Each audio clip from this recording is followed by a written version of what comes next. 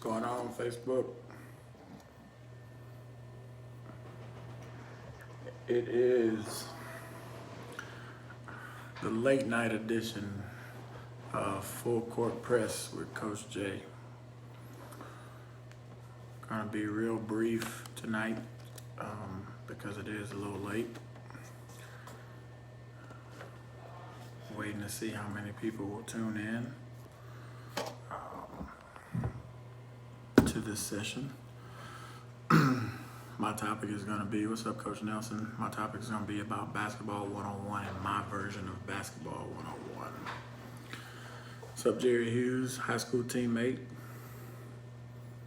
Dominique, thank you all for joining. I'm just trying to, what's up, Donald Sims? Gaffney High School legend, App State Hall of Famer right there, man. I think he's in Brazil. Correct me if I'm wrong, Donald. I think you're in Brazil, right? Or Argentina, one of those down there.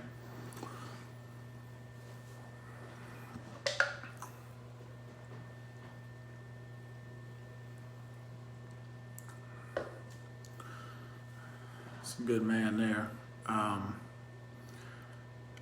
I got 2 points, and I'm going to have a couple sub-points under one of the points. It's not going to be, again, I'm not going to be very long. Try to be out your hair in less than 20 minutes. Somebody who's watching put me on a timer. I sound like my pop. I tell you 20 minutes, and it might end up being 25, 30 minutes. That's no shade thrown. I'm gonna give it a couple more minutes to see how many more people will join in. At that point, I'm gonna go ahead and just start. And this may be something I do a part 2 of. Excuse me. All right, so basketball 101. This is where I think that you have to have, this is the foundation of basketball. Somewhere when kids start playing basketball with youth coaches and church leagues, starting around the age of like 5 or 6, somewhere in that area, it becomes very important that fundamentals are being taught. So that's going to be my point number 1, the fundamentals of basketball. To me, fundamentals of basketball are your foundation of basketball. If you don't have fundamentals, there's no foundation that you can build on. And without a foundation, you can't build anything else. That's like trying to go build a house without a foundation. You're just gonna put 4 walls up, put some poles up, and call it a day, and put a floor down. Well, there's no foundation to hold the building up. So with basketball, it's the same way, or any sport for that matter. But in this particular case, I'm talking basketball. With basketball, you do have to have, there's a foundation. What's up, Big Cuz? Thank you for tuning in for a second. First thing that you have to start with is teaching kids the correct form. It goes back to the old school saying of, we call it beef. Balance, elbow, eyes, follow through. Balance, elbow, eyes, follow through. BEEF is the acronym of that. Once you teach kids that number, they know how to get the right balance, number 1. Then they know to have their eyes on the rim. And then they know how to, what's up, Xavier Armfield? Then they know how to have their elbow in tight, and then the follow through. With the follow through, we taught kids, I teach kids, little kids, and tell them, say, hey, reach into the cookie jar. If you had to stand on your tippy toes and reach to the cookie jar, you had to put your hand up really high and put your arm down in like that. So that's a follow through. This balance, elbow, eye contact, follow through can follow you through your life. Like it's a staple that you can never forget. Because when you go in the gym and your coaches tell you to do form shooting, because I tell my kids to do form shooting, that's all you're working on is balance, elbows, eye contact, follow through. That is a basic principle that a lot of kids don't have nowadays. There's no balance in jump shooting these days. There's no eye contact being made at the rim. The elbows are out wide like this, like they're throwing an elbow or getting a rebound. And there's definitely no follow throughs. A lot of these kids are just throwing it up. One thing I have to give Steph Curry credit for and Kevin Durant, they have some of the prettiest releases you've ever seen for a jump shot. They follow through, they spread their fingers, they got good rotation on the ball, and which is why they shoot at Klay Thompson. These guys shoot at a high percentage at the highest level. Guys like Allen Iverson, they were streaky shooters because they had a knuckleball. There's no follow through, there's no rotation on it, but they were scorers, and they'd be like, Allen Iverson can shoot. Well, Allen Iverson was not a shooter. Allen Iverson was a scorer. Ray Allen, shooter. Reggie Miller, even though his jump shot was funny looking and his hands crossed like this, he still had the correct form, elbows, balance, follow through. That's a principle of foundations that you need to build. Second thing you need to do when you're talking foundation and fundamentals, teach these kids how to dribble. Teach your kids how to dribble. When you're coaching 12 and under basketball, just because you have a kid that's 5'11", don't stick him in the post or stick her in the post, because they may not be post players the rest of their life because they may never grow again. And then now you have a 5'11" post player that can't dribble.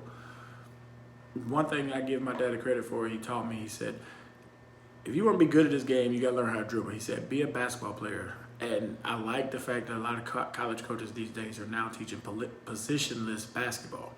Positionless basketball means you're just a basketball player. You can adapt and play anywhere you need to play. That means you can play the 5, you can play the 4, you can play the 3, you can play the 2, you can play the 1. You just play all over the place. It's one thing I give Kevin Durant credit for, or LeBron. You just put them on the floor, let them make plays. Teach the kids how to dribble. Dribbling with your strong hand is going to come naturally. Teach the kids how to dribble with their offhand.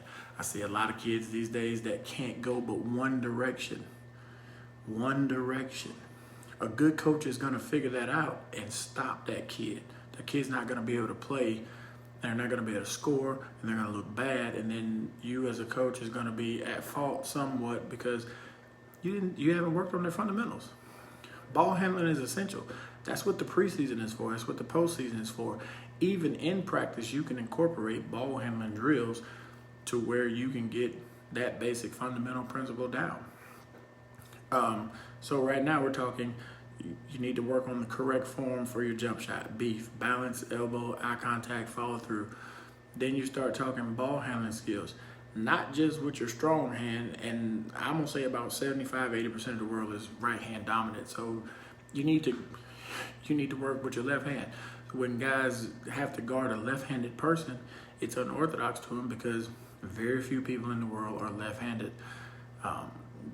Majority of your basketball players are right-handed.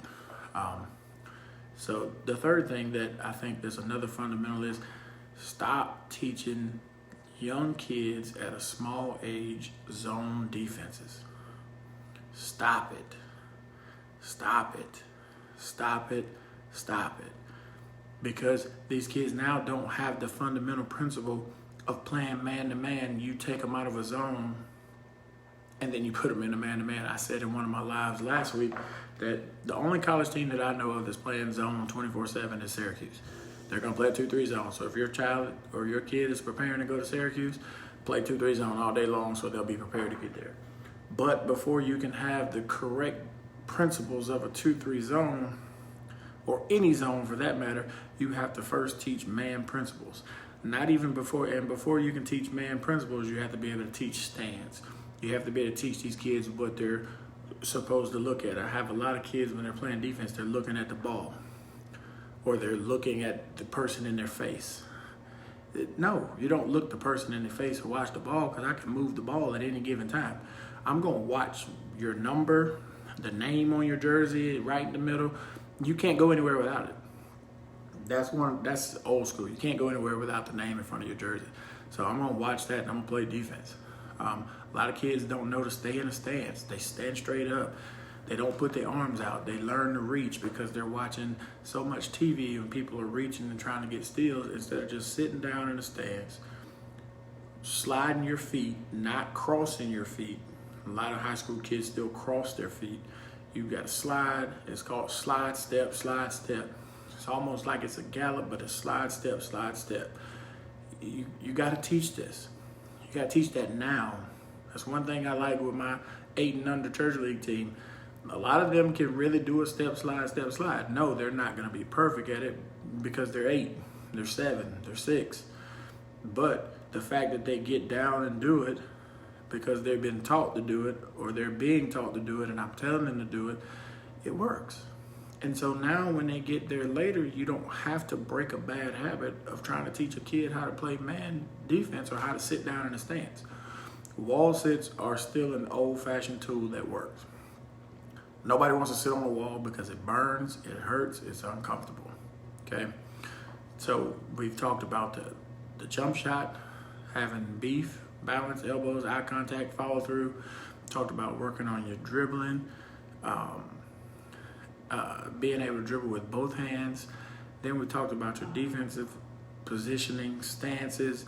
But defensive positioning gets important once you start getting the middle school ball, and then they're able to comprehend and understand what you're saying about help side. Yes, some help side is being comprehended nowadays a little bit sooner, such as 4th and 5th grade AAU. But before that, you have to get down in the stance and teach the kids how to be in a stance.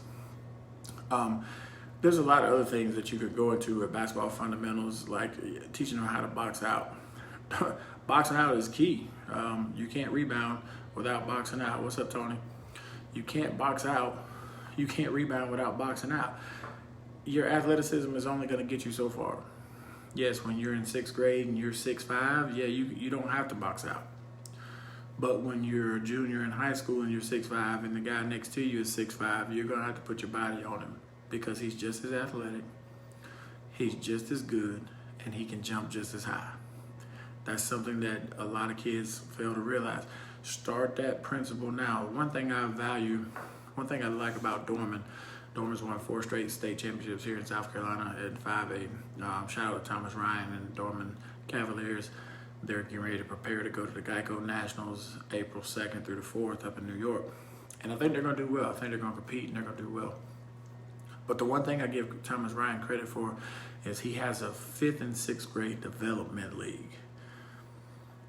It's so many kids that are there, girls, boys, 5th and 6th grade, they're there developing, and his volunteer coaches are teaching, for the most part, are teaching basic fundamentals. They're showing you how to box out. But the fact of the matter is they're getting that experience early. And then when they get to the middle schools, they're being taught. And then definitely when they get to his 9th grade team and so on, they're really being taught. That's a staple of building a program. I think every program, if you can do it, should have a league. Burns has a D5 league. They have football and basketball. You should have a league where your kids that are in the elementary schools that are going to come to your middle schools and your high schools, you should develop them early. As a high school coach, go show your face at those practices. Even get in and run a practice. Get 2 or 3 teams, because you usually have 2 or 3 teams on a court at a time because they're little kids. Put 2 or 3 teams there, run a little practice for about 30 minutes, basic stuff, showing them your offense, bring in about 5 of your players, let them run through a couple of plays. What's up, Shanar? Run through a couple of your plays so the kids can see your plays. Teach a basic play that all the kids are running at. What's up, Hoshman? All the kids are running at that level. I'm telling you, it will do vast numbers for your program as it goes on. And this is some basketball 101 that it's not even in my points, but I made it a point now. So this is my 3rd and final point. So start a developmental league early. Play them together early. You get 1st and 2nd graders together. You get 3rd and 4th together. You get 4th and 5th together. What's going on? Or you get kindergarten and 1st together, 2nd and 3rd, 4th and 5th, 6th grade by themselves. However you want to do it. 5th and 6th, 3rd and 4th, 1st and 2nd together. There you go. That's how you get it. What's going on, Stacey Huff? One of the best sports talk show hosts right there. Commentated some of the high school state championship games over the weekend. Great voice. Appreciate it. Love listening to you over the weekend. If these programs start to do that, you'll see the increasing level of basketball talent. yes, we had the John Morants, the Jarrell Brantleys, the Zion Williamsons in the last couple of years. We had 3 guys get drafted last year from South Carolina. Obviously, we know the 2 went 1-2, but people are not remembering Jarrell Brantley. Jarrell Brantley's a workhorse that went to, I believe it was the College of Charleston. And it's just 6'7" workhorse and got in because he worked hard. He did the basic stuff that people forget about. I'll give you my story. I got to the D-League. I was drafted in the 4th round of the D-League by the LA Defenders, which is now the South Bay Lakers in the G League. I was not, by far, we were running the triangle at the time, so they were putting me on the perimeter. And in the triangle, what's up, Junior? In the triangle, I wasn't very comfortable on the perimeter because of the way they wanted you to make the entry pass to the post players. So I started paying attention in practice and watching that our post players, who were 6'9", 6'10", 7-footers, they were not able to post up and receive the ball so that the triangle can start. Excuse me. So I told my coach, I said, hey, can I go in there and play that spot? He's like, you only 6'7". I said, that don't mean nothing. I said, I can post up and get that ball. He said, but you're only 6'7". I said, Coach, I promise you, that 7-footer can't stop me from getting the ball. He said, prove it. I said, cool. Hey, let me sub in for you. What's up, Coach Delmar?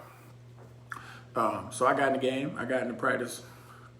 First play, posted up, got it. The guards went cutting, dropped the pass off. We got a layup. Next one, dropped the pass off. We got another layup. Third possession, I scored. And then I subbed myself out, and I asked my coach, I said, you still want me? He's like, where are you coming out for? I said, but I thought I was on 6'7".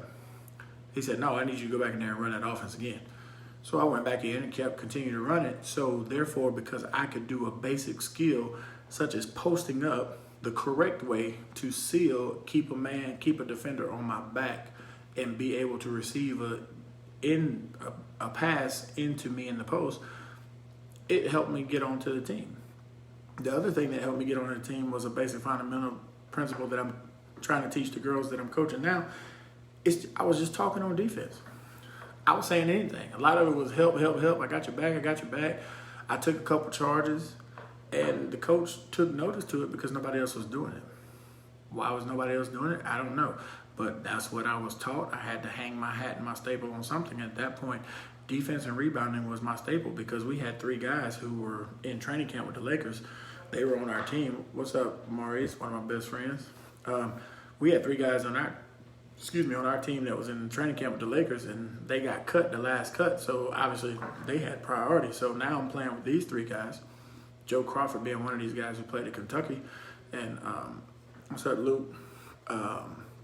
So I was able to get on the team with them. I had their back. They were able to pressure on defense because I did the simple principles of play defense, talk out loud, be in help side, things that they don't teach you. And in the NBA, you have to play help side a certain way because you only got 3 seconds to be in the lane without being able to touch your man or touch a offensive player. A lot of people don't know that. You can't just go, like in college and in high school, you can just go sit in the lane and stand there and wait. You can't do that in the NBA. You have to go get in. That's why you see a lot of the guys, they rotate as the ball is coming or they're touching somebody. And if they're in a zone, thanks, Stacey, and if they're in a zone, they're touching guys as they're moving through the lane to restart their 3 seconds because they'll have a defensive 3 seconds violation. That rule used to be where if your man was outside the 3-point line, you had to be above the free throw line, but now they changed it to a defensive 3 seconds. It's kind of like being on offense in the lane. It's like being on offense and you sit in the lane for 3 seconds without doing some kind of action, catching the ball to score, you're going to get a violation.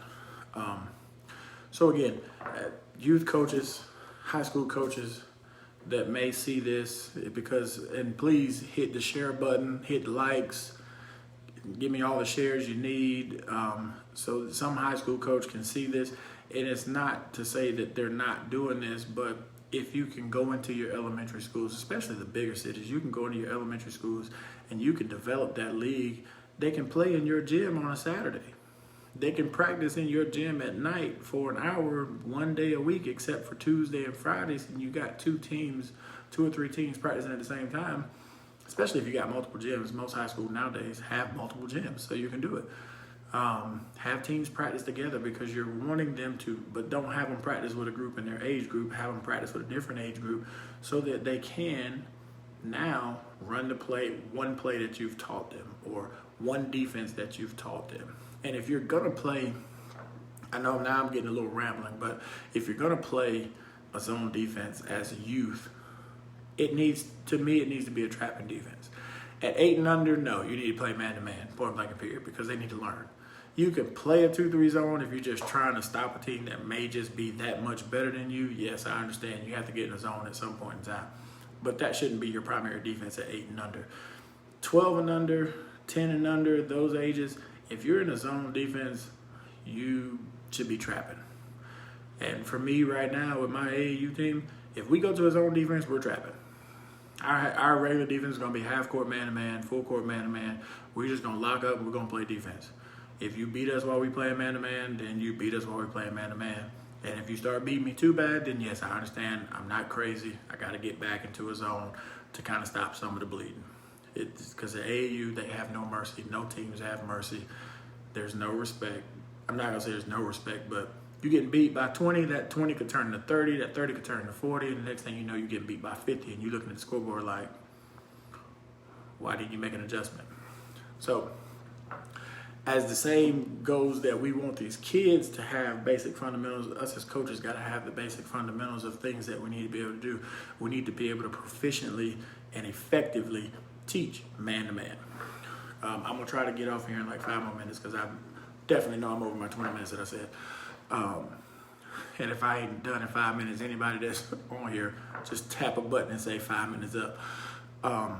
We as coaches have to be able to not only proficiently teach it, and effectively teach it, but we have to be able to show them how to do it. Teaching is one thing.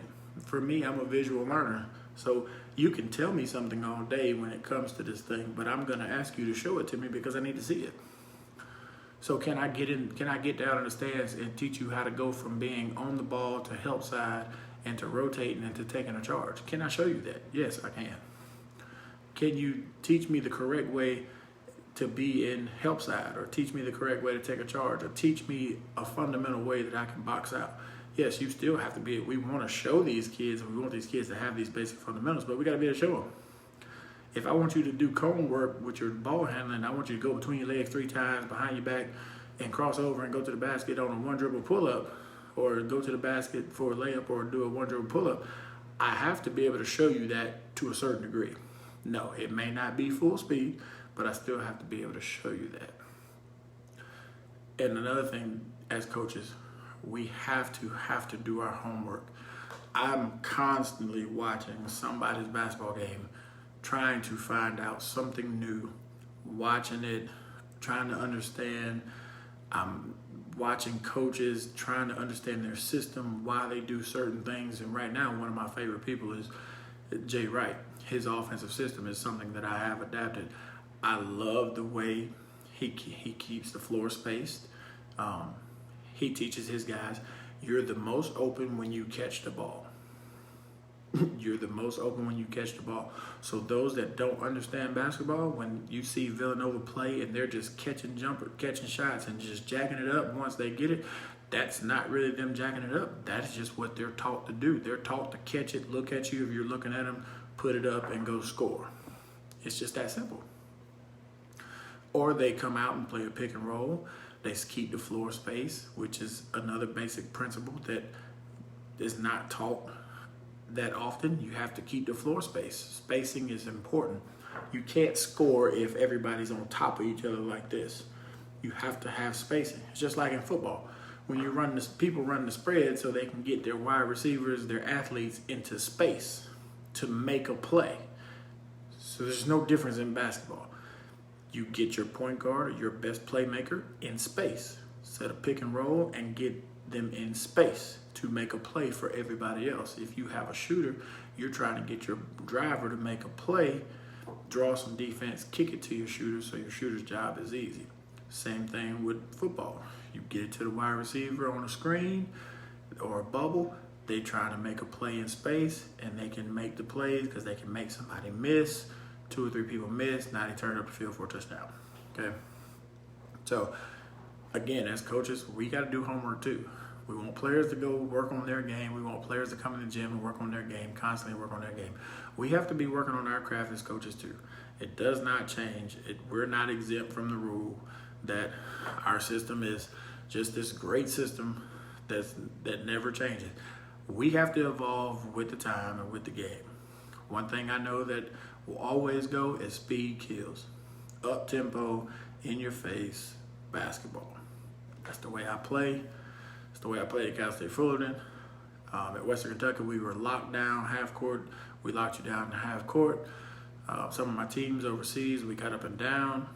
But we have to study our craft. Whatever it is, you may be a Princeton-style offense, study the craft. Watch Princeton. Go watch old Georgetown clips when John Thompson Sr. and John Thompson Jr. were there as coaches.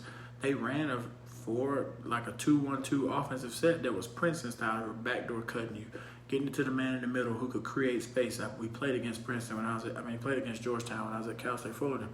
Jeff Green was in the middle. Think about it, Jeff Green's been in the league for like 12, 13, 14 years now. Jeff Green was in the middle. And when he caught the ball in the middle as a freshman, I was guarding him. He was hard to guard. I outscored him, but he got the 15-point win. I outscored him, but he got the 15-point win. So he got the ultimate prize. He got the advance in the NIT. My season was over.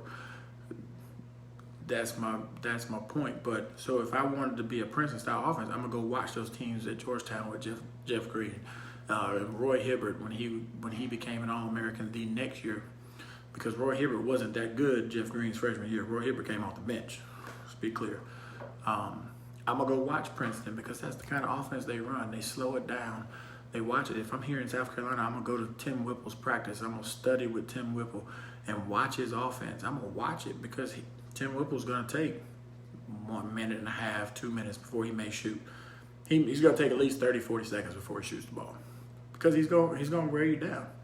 And if he gets a lead, you got to come out and play man. And if you're not prepared to play man-to-man defense, then you're gonna get beat. So whatever style you adapt to, you have to watch it. Like for me, I'm constantly trying to find teams that play up-tempo offensively and play in space. Villanova, you go back to the Hank Gathers, Bo Kimmel days at LMU.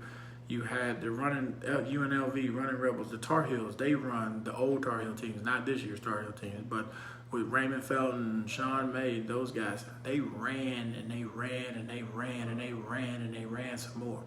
Those are the type of teams you got to watch if that's your system. If you like set after set, I'm going to go watch Thomas Ryan. If I'm here in South Carolina, I'm going to watch Thomas Ryan. He has sets after sets after sets. And they're going to run them. And they're going to execute them. They're going to get what they want. Chris Arp at Spartanburg Christian, I'm going to go watch him, get in his practice, pick his brain, get those type of things. So, again, we expect a lot out of our players, but we also, with this basketball one-on-one as coaches, have to do our homework.